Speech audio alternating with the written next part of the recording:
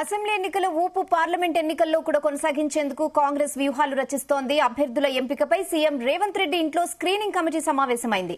తాజాగా దాదాపు 2 గంటలు జరిగిన ఈ సమావేశంలో ఏఐసీసీ, పీసీసీ స్థాయిల్లో ఇచ్చిన హామీలు, కొత్తగా పార్టీలో చేరిన నేతలను దృష్టిలో పెట్టుకుని అభ్యర్థుల ఎంపికపై చర్చించింది. 10 పార్లమెంట్ స్థానాలపై ఒక్క అంచనాకు వచ్చినట్లుగా తెలుస్తోంది.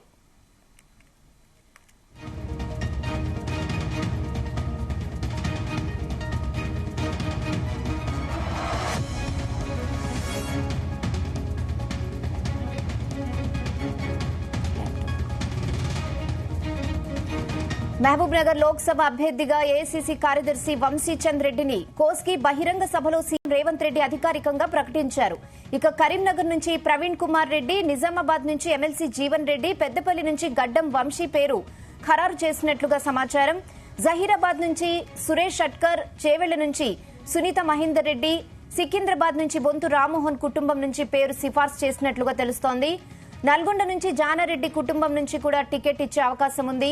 భువనగిరి నుంచి చామల కిరణ్ రెడ్డి, మహబూబాబాద్ నుంచి బలరాం నాయక్ పేరును ప్రతిపాదించినట్లు తెలుస్తోంది. ఖమ్మం, నాగర్ కర్నూల్, వరంగల్, ఆదిలాబాద్, మెదక్, మల్కాజ్గిరి అభ్యర్థుల ఎంపికలో ఏకాభిప్రాయం కుదరలేదని చెబుతున్నారు. హైదరాబాద్ నుంచి మైనార్టీ నేతను బరిలోకి దింపనున్నారు.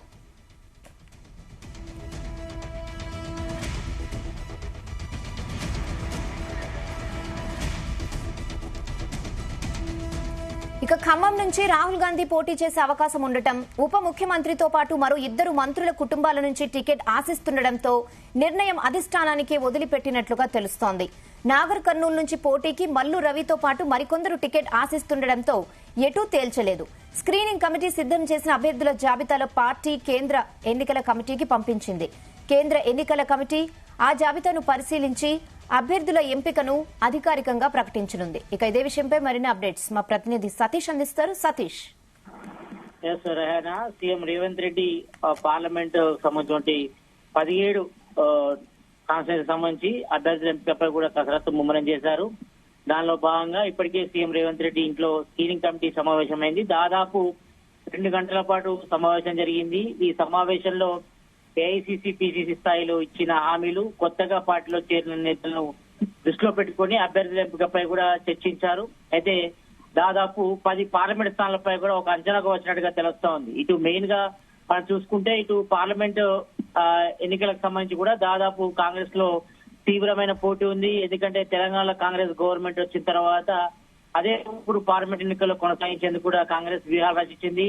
ఇందులో భాగంగా ఇప్పటికే ఇటు ఏఐసీసీ నేతలు కూడా దుస్కరించారు. అందులో భాగంగా టీపీసీ కూడా కొంతమంది పేర్లను కూడా ప్రతిపాదించడం జరిగింది. దాదాపు ఇటు పార్లమెంటు ఎన్నికల్లో దృష్టిలో ఉంచుకొని అప్లికేషన్స్ కూడా స్వీకరించింది టీపీసీ. దాదాపు 309 పైగా అప్లికేషన్స్ కూడా వచ్చాయి. ఇందులో దాదాపు 3 పేర్లను కూడా ఏఐసీసీకి పంపడం జరిగింది. అయితే స్క్రూటింగ్ చేసిన తర్వాత దాదాపు ఒక కొలిక్కి వచ్చినట్టుగా తెలుస్తా ఉంది. ఇటు 17 పార్లమెంట్ స్థానాలకు సంబంధించి కూడా దాదాపు ఒక 10 పార్లమెంట్ స్థానాలపై కూడా ఒక అంచనాకు వచ్చినట్టుగా తెలుస్తా ఉంది.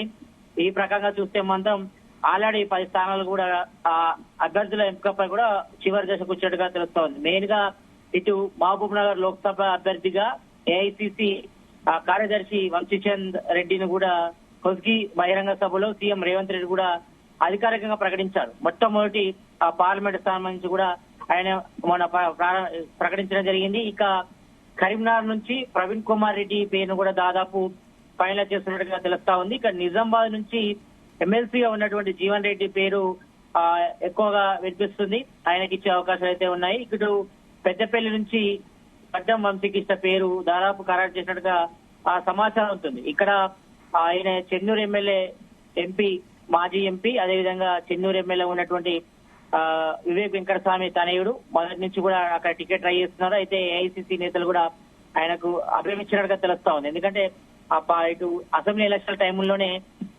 గడ్డం వివేక్ వెంకటస్వామిని కూడా చెన్నూరులో రంగంలోకి దించారు. ఆ టైంలోనే పెద్దపల్లి ఎంపీ టికెట్ కూడా వారి కుటుంబంలోకి ఇవ్వాలని కూడా ప్రతిపాదన ఉంది. కాబట్టి ఈ నేపథ్యంలో గడ్డం వంశీకృష్ణ పేరు దాదాపు ఖరారైనట్టుగా సమాచారం అవుతుంది. అయితే మొన్న ఇటు సిట్టింగ్ ఎంపీగా ఉన్నటువంటి నేత వెంకటేష్ కూడా చేయడం జరిగింది.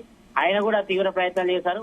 కానీ మొదటి నుంచి కూడా ఇటు ఏఐసీసీ అగ్రనేతలకు అదేవిధంగా కాంగ్రెస్ తో ఎమ్మెల్యే వివేక్ వెంకటస్వామి కుటుంబానికి కూడా అనుబంధం ఉంది కాబట్టి ఈ నేపథ్యంలో వంశీకృష్ణ పేరుకే వంశీకృష్ణకే ఖరారైనట్టుగా తెలుస్తా ఉంది. ఇక జైరాబాద్ నుంచి సురేష్ షెట్కర్, చేవెల్ నుంచి సునీత మహేందర్ రెడ్డి, మొన్ననే ఆమె ఇటు బీఆర్ఎస్ నుంచి ఇటు కాంగ్రెస్ లో కూడా చేయడం జరిగింది. మొన్న చేవెళ్ల సభ కూడా గ్రాండ్ గా సక్సెస్ అయింది కాబట్టి ఈ నేపథ్యంలో చేవెల్ నుంచి సునీత మహేందర్ రెడ్డి పోటీ చేస్తున్నట్టుగా తెలుస్తా ఉంది. ఇక సికింద్రాబాద్ నుంచి బొంతు రామ్మోహన్ కుటుంబం నుంచి ఒకరి పేరు సిఫారసు చేసినట్టుగా తెలుస్తా ఉంది. ఎందుకంటే మొన్ననే మనం చూసాం, గత బీఆర్ఎస్ పాలనలో కూడా ఉన్నారు బొంతు రామ్మోహన్, హైదరాబాద్ ఫస్ట్ మేయర్. ఆయనే మొన్ననే ఇటు కాంగ్రెస్ ఇటు బీజేపీని ఇటు బీఆర్ఎస్ నుంచి కాంగ్రెస్ లో కూడా చేయడం జరిగింది. ఇక నల్గొండ నుంచి జానారెడ్డి కుటుంబం నుంచి టికెట్ ఇచ్చే అవకాశం ఉన్నట్టుగా తెలుస్తా ఉంది. ఎందుకంటే అక్కడ ఆయన కొడుకు గాని ఆయనకు గాని ఇచ్చే అవకాశాలు అయితే మెండుగా కనిపిస్తున్నాయి. ఇక భువనగిరి నుంచి చామల కిరణ్ కుమార్ రెడ్డి ఇప్పటికే టీపీసీ ఉపాధ్యక్షుడుగా ఉన్నారు కాబట్టి ఆయనకి ఇచ్చే అవకాశాలు అయితే కనిపిస్తున్నాయి. ఇక మహబూబాబాద్ నుంచి మాజీ కేంద్ర మంత్రి బలరాం నాయక్ పేరు ప్రతిపాదించినట్టుగా తెలుస్తా ఉంది. ఇక ఖమ్మం నుంచి ఖమ్మం గాని నాగర్ కర్నూల్, వరంగల్, హైదరాబాద్, మెదక్, మల్కాజ్గిరి అభ్యర్థుల ఎంపికలో ఏకాభిప్రాయం కోరినట్టుగా తెలుస్తా ఉంది. ఎందుకంటే ఈ యొక్క 5 కాన్స్టిట్యూన్సీల నుంచి కూడా చాలా వరకు కూడా పోటీ తీవ్రంగా ఉన్న నేపథ్యంలో హైదరాబాద్ నుంచి మైనార్టీ నేతలు బరిలోకి దించినట్టుగా తెలుస్తా ఉంది. ఎందుకంటే ఈ 5 నియోజకవర్గాలకు సంబంధించి కూడా చాలా మంది కూడా పోటీలో ఉన్నారు కాబట్టి ఇది కొంచెం సీఎం రేవంత్ రెడ్డి కూడా కొంచెం తలనొప్పి అని చెప్పుకోవచ్చు. ఈ నేపథ్యంలో ఏఐసీసీ ఈ యొక్క 5 పార్లమెంట్ స్థానాలు కూడా ఫైనలైజ్ చేసే అవకాశం కనిపిస్తుంది. ఇక ఖమ్మం నుంచి రాహుల్ గాంధీ పోటీ చేసే అవకాశం ఉండటం, ఉప ముఖ్యమంత్రితో పాటు మరో 2 మంత్రుల కుటుంబాల నుంచి కూడా ఇక్కడి నుంచి టికెట్ ఆశించిన వారు ఉన్నారు. ఎందుకంటే ఉప ముఖ్యమంత్రి బట్టి విక్రమార్క భార్య మల్లు నందిని ఇక్కడ తీవ్ర ప్రయత్నం చేస్తుంది సీటు కోసం. దాంతో పాటు ఇటు మల్లు రవి అదేవిధంగా మిగతా వాళ్ళు కూడా ట్రై చేస్తున్నట్టు పరిస్థితి కల్పిస్తుంది. మరోవైపు మరికొంతమంది కూడా ఈ యొక్క ఖమ్మం గాని నార్కల్ టికెట్ కోసం, అదేవిధంగా వరంగల్, ఆదిలాబాద్, మెదక్, మల్కాజ్గిరి అభ్యర్థుల ఎంపికలో మాత్రం ఇంకా డైలామా అయితే కొనసాగుతుందని చెప్పుకోవచ్చు. ఇదై మాత్రం అధిష్టానమే ఫైనలైజ్ చేయనుంది.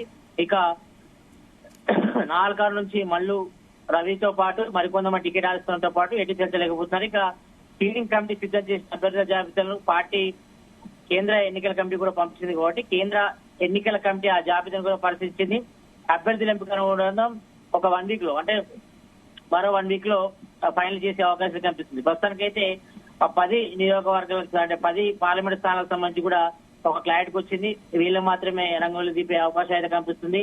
ఇక మెయిన్ గా మాత్రం ఇటు చేవెళ్ళ గాని మామూలుగా ఇటు జైరాబాద్, మెదక్, నిజామాబాద్, అదేవిధంగా పెద్దపల్లి, ఇటు కరీంనగర్, అదేవిధంగా ఖమ్మం వీటిపై కూడా అధికారికంగా త్వరలోనే ప్రకటించే అవకాశం కనిపిస్తుంది. ప్రజెంట్ అయితే ఇప్పటి వరకు అయితే మహబూబ్ నగర్, కరీంనగర్, నిజామాబాద్, పెద్దపల్లి, జైరాబాద్, చేవెళ్ళ, సికింద్రాబాద్, నల్గొండ, భువనగిరి, మహబూబాబాద్ దీనికి సంబంధించి పార్లమెంటు సంబంధించి 10 పార్లమెంట్ సంబంధించి స్థానాలు మాత్రం దాదాపు కొలిక్కొచ్చినట్టుగా తెలుస్తోంది. మరి మిగతా కాన్స్టిట్యూన్సీలు 17 పై మరో 7 పై కూడా ఒక క్లారిటీ వచ్చే అవకాశం కనిపిస్తుంది. త్వరలోనే ఏఐసీసీ నేతలు నిర్ణయం తీసుకుంటారు. ఇప్పటి వరకైతే సీఎం రేవంత్ రెడ్డి 2 సార్లు కూడా ఢిల్లీ వెళ్ళినప్పుడు కూడా ఏఐసీసీ నేతలతో యొక్క 17 పార్లమెంట్ స్థానాల నుంచి కూడా అభ్యర్థులు ఫైనలైజ్ చేస్తున్నట్టు తెలుస్తోంది. కాబట్టి త్వరలోనే అధికారికంగా అందరి పేర్లు అయితే డిసైడ్ చేసే అవకాశం కనిపిస్తుంది. ఎందుకంటే మార్చి 2nd వీక్ లోనే పార్లమెంటు ఎన్నికలకు సంబంధించి నోటిఫికేషన్ వస్తుంది కాబట్టి ఈ లోపే అభ్యర్థి ఎంపికపై కూడా ఒక క్లారిటీ వచ్చే అవకాశం కనిపిస్తుంది. ఇప్పటికే మనం చూస్తున్నాం ఇటు బీజేపీ గానీ బీఆర్ఎస్ గానీ